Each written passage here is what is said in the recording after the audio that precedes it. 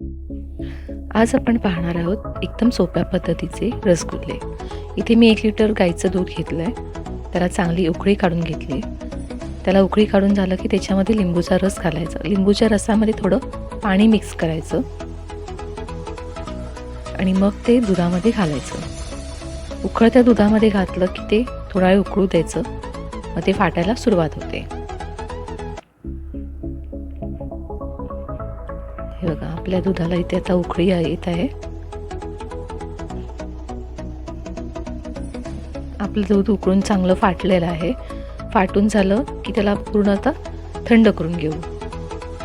एकदा उकळी आली की त्याला 5 मिनिटं परत उकळवायचं. जर कमी उकळवलं तर ते नरम नरम राहतं पनीर. जर आपल्याला घट्ट पाहिजे असेल तर एकदा दूध फाटलं की ते 5 मिनिटं उकळून घ्यायचं. आता या दुधाला आपण गार करून घेऊ. एका कॉटनच्या फडक्यामध्ये हे आपलं मिश्रण ओतून घेऊया.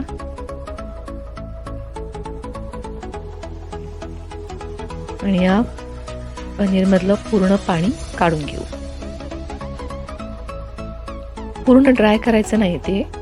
जर ड्राय केलं तर आपले रसगुल्ले फाटण्याची शक्यता असते. दुसरीकडे आपण एका गॅसवरती पातेली घेऊ. पातेली खोल घ्यायची म्हणजे आपलं रसगुल्ले त्याच्यामध्ये बुडू शकतील.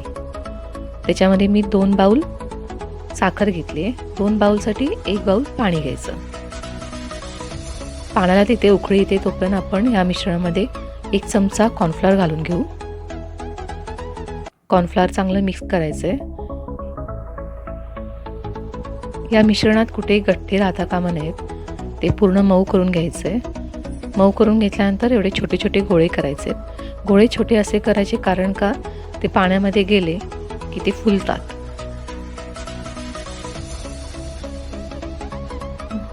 गोळे पूर्ण करून झाले की आपल्या पाण्याला उकळी आली आहे. त्या पाण्यामध्ये हे रसगुल्ले सोडायचे. 1 लिटर दुधामध्ये 20-25 रसगुल्ले आरामात होतात. उकळीपर्यंत ह्याला हलवायचं नाही.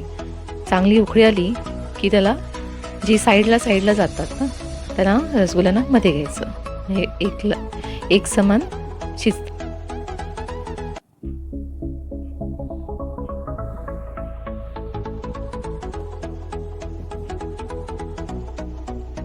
हे आता उकळून झालेत. ह्याला उकळण्यासाठी आपल्याला 10 मिनिटं तरी गॅसवरती ठेवावं लागतं. हे पहा, आपले रसगुल्ले कसे छान उकळलेत आणि आता त्याची साईज पण तुम्ही बघताय किती मोठी झाली आहे.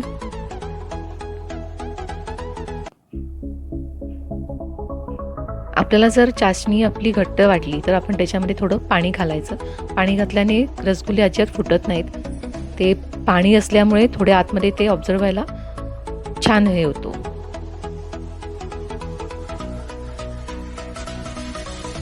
हे बघा, आपले तर रसगुल्ले छान झालेत. रसगुल्ले तळाशी बसले की ते झालेत समजायचे. रसगुल्ले आपले तयार आहेत.